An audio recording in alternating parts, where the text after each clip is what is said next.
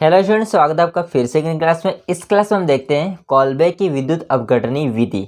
इसको अपन बोलते हैं कॉल्बे इलेक्ट्रोलाइसिस मेथड। तो इसके बारे में हम देखते हैं, इसकी अभिक्रिया देखते हैं, साथ में इसकी क्रियाविधि मैकेनिज्म क्या होती है उसको देखेंगे। तो दोस्तों मैंने यहाँ पर एक रिएक्शन ली है क्योंकि ये रिएक्शन थोड़ी इंपॉर्टेंट भी है, साथ में इसकी क्रियाविधि होती है, उसके साथ में बड़ा क्वेश्चन बन सकता है जो कि ज़्यादा नंबर का क्वेश्चन हो सकता है। तो मैंने सोचा कि इस अभिक्रिया का एक वीडियो बनाऊंगा जो कि सेपरेट, ठीक है, इसके लिए। तो वीडियो खास होने वाला है, वीडियो एंड तक देखिए। चलिए अपन स्टार्ट करते हैं। दोस्तों यहाँ पर ये जो कॉल्बे विद्युत अपघटन विधि होती है वो अगर आप लोग क्लास 11th के तो उनके चैप्टर हाइड्रोकार्बन से हैं, और 12th वाले हैं अगर तो वो भी देख सकते हैं। उसकी में हेलो एल्केन और हेलो एरिन वाला चैप्टर होता है, उसमें ये विधि देखने को मिलती है। ओके, शुरुआत करते हैं, देखिए ध्यान से। दोस्तों कॉल्बे नामक एक वैज्ञानिक है जिसने विद्युत अपघटन विधि, एक्चुअली ये प्रैक्टिकल होती है विधि, है ना। तो देखते हैं क्या होता है, ठीक है। विद्युत अपघटन विधि, देखो विद्युत अपघटन इसका मतलब क्या होता है कि विद्युत के द्वारा हम किसी चीज़ को तोड़ के बनाएंगे, ठीक है। अब किसको तोड़ के बनाते हैं देख लेते हैं। दोस्तों मैंने हालांकि डेफिनेशन लिखी है, इसको थोड़ा पढ़ लेते हैं ताकि आपको आइडिया मिल सके, बाकी हम रिएक्शन तो करेंगे इसे। देखिए ध्यान से। संतृप्त मोनोकार्बोक्सिलिक अम्लों, संतृप्त का मतलब होता है जिनके अंदर सिंगल बॉन्ड, ठीक है, सिंगल बॉन्ड होता है वो। मोनोकार्बोक्सिलिक अम्ल मतलब एक कार्बोक्सिलिक अम्लों के सोडियम अथवा पोटेशियम लवणों के सांद्र जलीय विलयन का, ठीक है, सोडियम के लवण हो सकते हैं अथवा पोटेशियम, दोनों में से कोई एक लग सकते हैं, ठीक है। इसको सांद्र जलीय विलयन का विद्युत अपघटन करने पर एनोड पर सम संख्या में कार्बन युक्त एल्केन प्राप्त होते हैं। एनोड पर सम संख्या में हमको क्या मिलता है, एल्केन बनता है, ठीक है, संतृप्त हाइड्रोकार्बन मिलता है। अब इसको समझ लेते हैं। दोस्तों सबसे पहले मैं बात कर लेता हूँ कि ये जो कार्बोक्सिलिक अम्ल है उसके सोडियम या पोटेशियम लवण कैसे बनते हैं, फिर हम अभिक्रिया को स्टार्ट करते हैं। देखिए ध्यान से, हम सबसे पहले बात कर लेते हैं लवण का बनना। सोडियम लवण बनाएंगे हम लोग। देखिए अगर हमारे पास में एक एसिटिक अम्ल है जो कि है CH3COOH, ठीक बात है। और दूसरा है हमारे पास में सोडियम हाइड्रोक्साइड यानी कि बोले तो क्षार, ठीक है। ये हमारे पास में एसिटिक अम्ल और ये है सोडियम हाइड्रोक्साइड जो कि क्षार। ओके, इसकी अभिक्रिया दोनों को हम करवाते हैं। तो दोस्तों यहाँ से ध्यान रखना, यहाँ से हमारे पास में H होता है, ये वाला H, और यहाँ से OH होते हैं, वो H2 के फॉर्म में बाहर निकल जाता है। यानी कि हमेशा आप लोग जानते ही ये H प्लस और OH माइनस मिलते हैं तो क्या बनता है, जलकाणु बनता है। तो सोडियम होता है वो इस एसीटेट के अणु से कंबाइन हो जाएगा, जुड़ जाएगा, तो CH3COO और इसके साथ में ये आ जाएगा Na। अब इसमें ध्यान रखना दोस्तों, Na होता है वो प्लस होता है, मैं हालांकि लिख भी देता हूँ। Na होता है वो प्लस होता है और COO होता है वो माइनस आ जाएगा इसमें। ओके, तो ये कहलाता है कार्बोक्सिलिक अम्ल का सोडियम लवण, ठीक है, सोडियम लवण। अब दोस्तों इसी को लेकर के हमको आगे बढ़ना है, मतलब CH3COO होता है सोडियम लवण, इसी को लेकर के कॉल्बे विधि अपघटन विधि होती है, उसमें आगे बढ़ना है। तो अब हम समझ लेते हैं इसकी मेन अभिक्रिया। दोस्तों सबसे पहले हम लोग इसकी सामान्य अभिक्रिया को देखते हैं। देखिए सामान्य अभिक्रिया क्या हो सकती है। हम लोग इसमें CH3 को R मान सकते हैं, सामान्य अभिक्रिया आपको पता हो तो R मान सकते हैं, और COO को COO ही लिखेंगे और Na ही आ जाएगा। इसकी अभिक्रिया हम लोग करवाते हैं H2O से, ठीक बात है। तो यहाँ पर बन क्या आ सकता है, तो दोस्तों यहाँ पर क्या बनेगा, यहाँ पर R होता है वो अपने जैसे R से कनेक्ट होके एल्केन बनाएगा, जो कि आप लोगों ने पढ़ा है वो सम संख्या में। साथ में COO होता है वो बनाएगा CO2, ठीक है। और Na होता है उसमें H2O में हम लोग जानते हैं H और OH होता है, जिसमें Na होता है OH के साथ में कनेक्ट होगा तो ये बनाएगा NaOH, और H होता है दूसरे अपने H के साथ में कनेक्ट होकर के ये बनाएगा H2। अब आप लोग बोलेंगे भाई साहब ये कैसा हो गया, है ना। देखो हम लोग यहाँ पर लवण 2 लेते हैं, यहाँ पर जल के अणु भी 2 लेते हैं, तो यहाँ पर देखो R होंगे वो 2 हैं। थोड़ा सा इसको इजी करके समझाता हूँ मैं। देखिए यहाँ पर ये बंदा टूटेगा बंद तो इसमें Na+ और COO- है। यहाँ पर इसका बंद टूटेगा, ठीक है, आगे मैं क्रियाविधि में समझाऊंगा।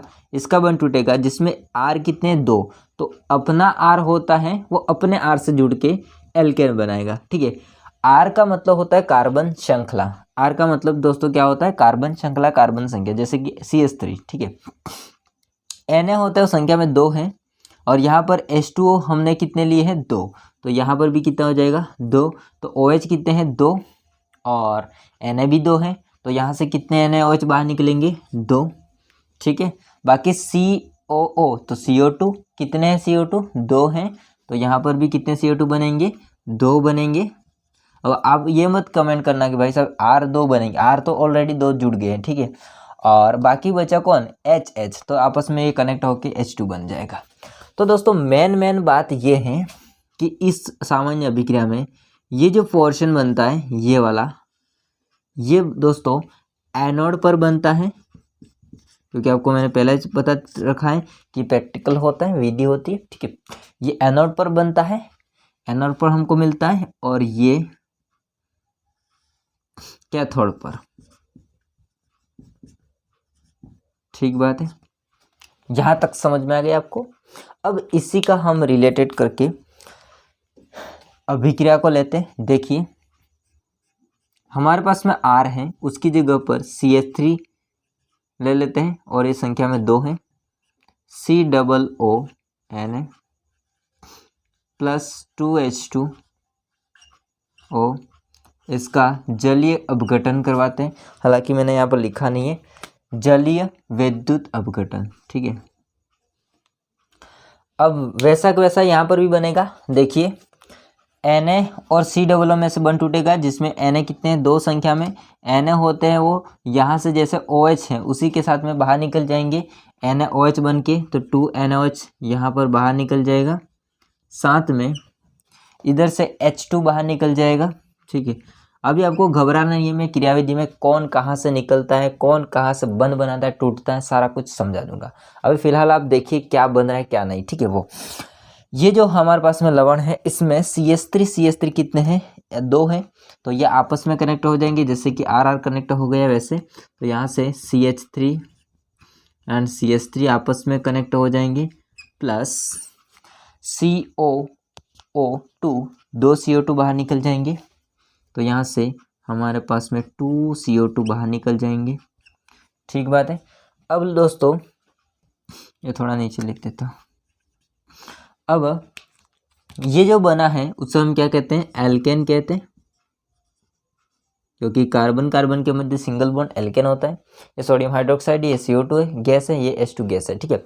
तो कुल मिला के यहाँ से विद्युत अपघटन विधि में हम लोग क्या करते हैं, किसी भी लवण को, मतलब किसी लवण को, मतलब पोटेशियम का लवण हो सकता है या फिर सोडियम का लवण हो सकता है, तो हमने सोडियम का कार्बोक्सिलिक अम्ल का सोडियम लवण लिया है, उसमें H2O, इसके साथ में जलीय H2 लेंगे इसको, और इसके साथ में फिर विद्युत अपघटन करवाते हैं, ठीक है, करंट देते हैं इसको।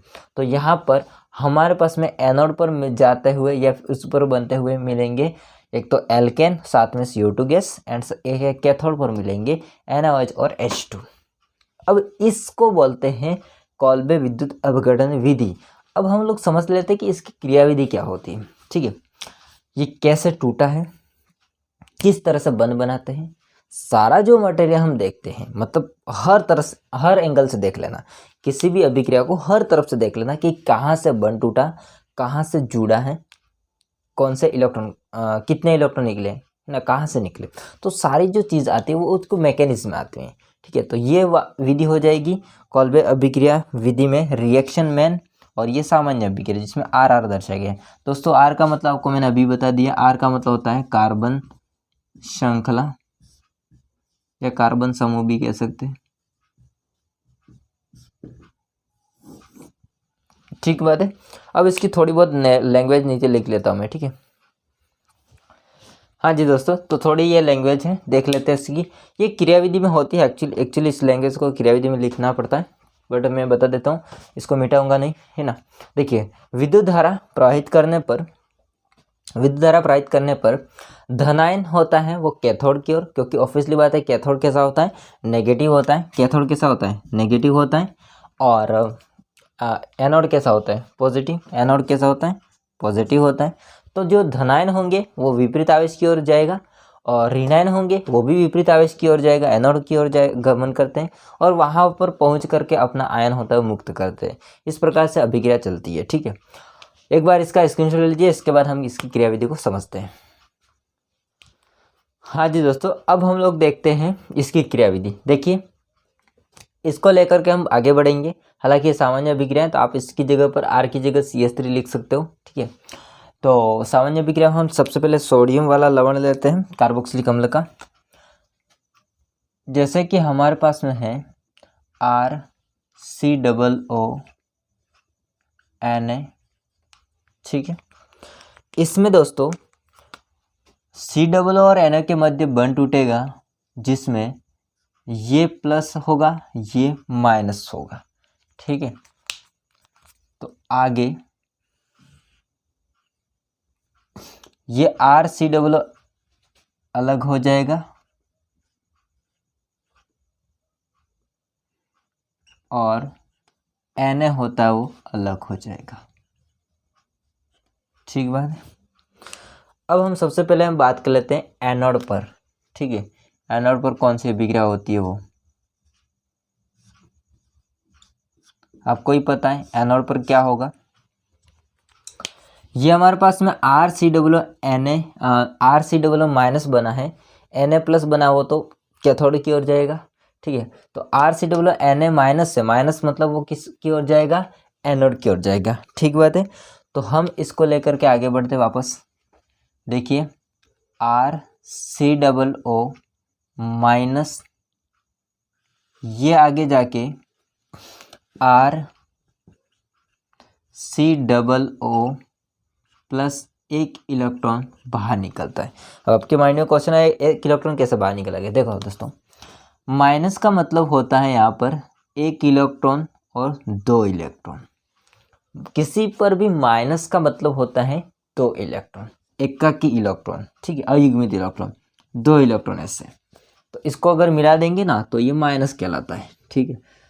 अब दोस्तों, इसने एक इलेक्ट्रॉन था उसको रफू चक्कर करवाया, तो एक इलेक्ट्रॉन बाहर निकला, बाकी जो एक इलेक्ट्रॉन था ये उसके ऊपर मुक्त मूलक के रूप में आ जाएगा, ठीक बात है। इसको लेकर फिर आगे बढ़ते हम। RCOO मुक्त मूलक, आगे क्या होगा देखिए।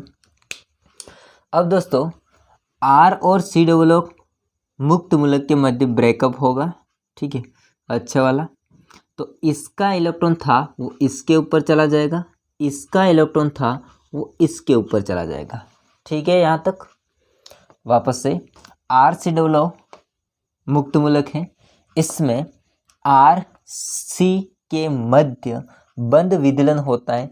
यहाँ पर समांश बंध विदलन होता है, जिसमें एक इलेक्ट्रॉन कार्बन पर चला जाता है और दूसरा इलेक्ट्रॉन R पर चला जाता है। तो R अपना बना मुक्त मूलक लेकर के, दूसरा यहाँ पर COO,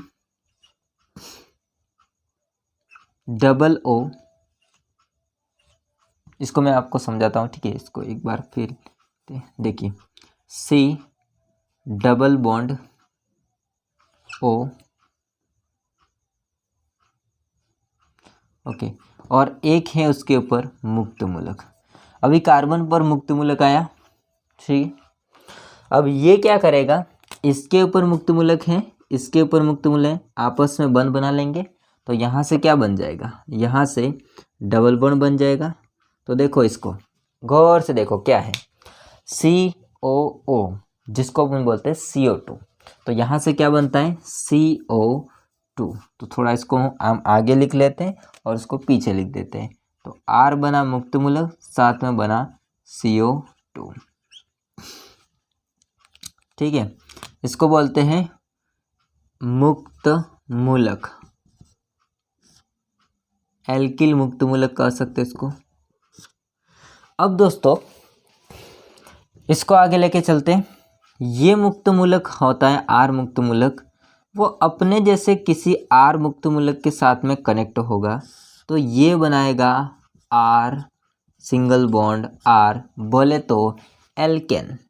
क्या बनाएगा?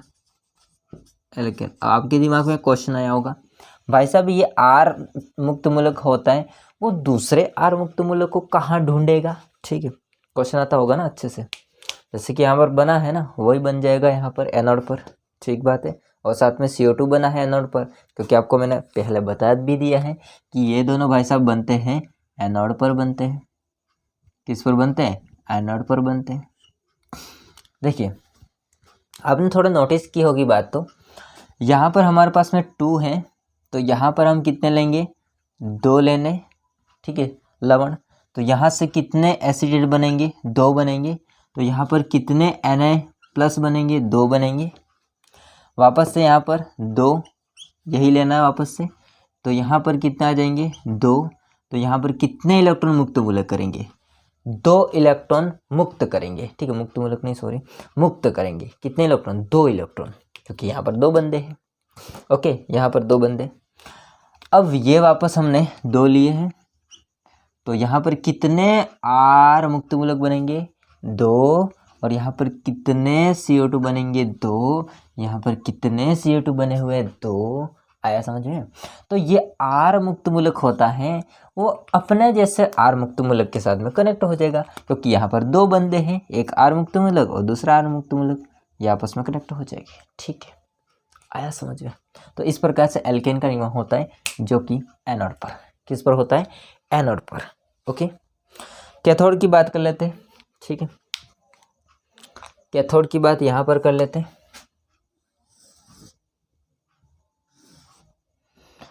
कैथोड पर क्या होगा समझिए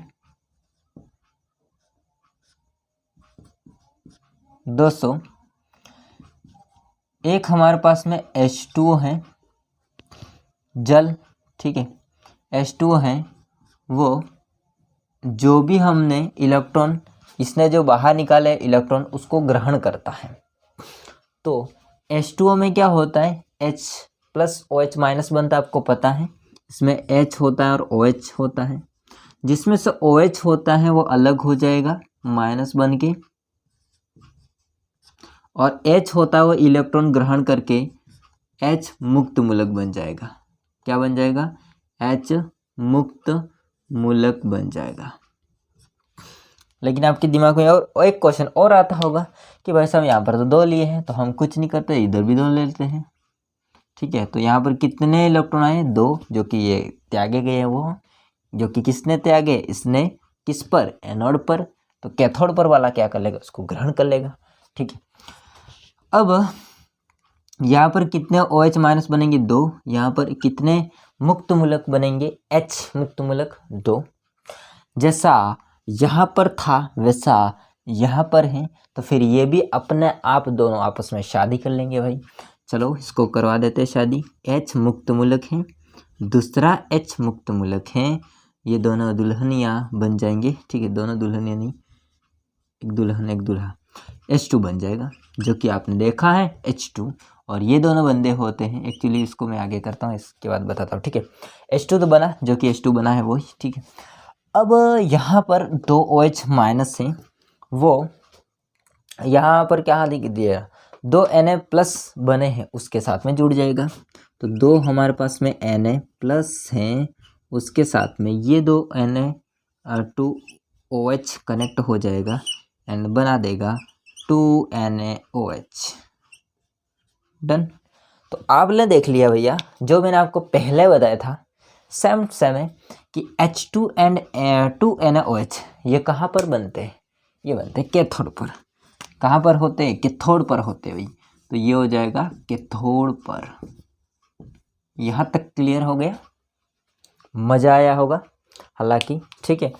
तो आपने देखा कि जो भी हमारे पास कॉलबे विद्युत अपघटन विधि थी उसमें जो अभिक्रिया थी उसकी ये क्रिया विधि हो जाएगी एनोड पर, ये हो जाएगी कैथोड पर। दोनों को मिला के क्रिया विधि बोलते हैं, अभिक्रिया क्रिया विधि बोलते हैं। और आगे पड़ी वो है कॉलबे अभिक्रिया, जो कि ये ऊपर लिखी हुई है। अब दोस्तों हम इसमें आप एक बात में आपसे क्वेश्चन पूछता हूँ, ठीक है, कमेंट जरूर करना। देखिए यहाँ पर कितने आर आर हैं? 2। अगर आप यहाँ पर CH3 लेते तो कितने बनते? 2। मतलब CH3 CH3 आपस में जुड़ जाते तो 2 कार्बन वाला बनता, ठीक है। अब क्वेश्चन क्या है? क्वेश्चन ये है कि क्या हम लोग इससे एक कार्बन वाला यानी कि मेथेन बना सकते हैं? नहीं, बिल्कुल नहीं बना सकते। क्यों नहीं बनाएंगे? क्योंकि यहाँ पर ऐसी बात होती ही नहीं। तो नोट करके हम लोग लिखेंगे कि इस अभिक्रिया के द्वारा, कॉलबे विद्युत अभिक्रिया होती है उसके द्वारा हम मेथेन नहीं बना सकते, ठीक है। लिखता उसको मेथेन बोले तो एक कार्बन, ठीक है, ठीक है। तो ये लिखा है इस अभिक्रिया द्वारा मेथेन नहीं बना सकते, ठीक। ओके, तो यहाँ तक क्लियर हो गया। देखो दोस्तों आपको मैं बताऊँ, यहाँ पर मैंने आर आर लिए हैं। तो पहले मैंने आपको 2 अभिक्रिया पढ़ाई है, ये सामान्य अभिक्रिया थी जिसमें एक मैं आपको एग्जांपल लेके बताया था। तो या आप आर की जगह अगर CH3 लिखना चाहते हो तो आराम से इसको कर सकते हो, ठीक है। तो ये करोगे तो भी कोई गलत बात नहीं है। तो दोस्तों ये था कॉलबे विद्युत अपघटन विधि, जिसमें अभिक्रिया क्रिया विधि सारा कुछ डेफिनेशन भी लिखवा दिया, ठीक है। ये क्रिया विधि की और आगे लिखवाई थी अभिक्रिया की। तो ये वीडियो कैसा लगा कमेंट करके जरूर बताइएगा। वीडियो अच्छा लगा तो लाइक कीजिए, चैनल को सब्सक्राइब नहीं किया है तो कर देना। मिलते हैं नेक्स्ट वीडियो में, तब तक के लिए जय हिंद, वंदे मातरम। स्क्रीनशॉट ले लो, नोट्स बना लो।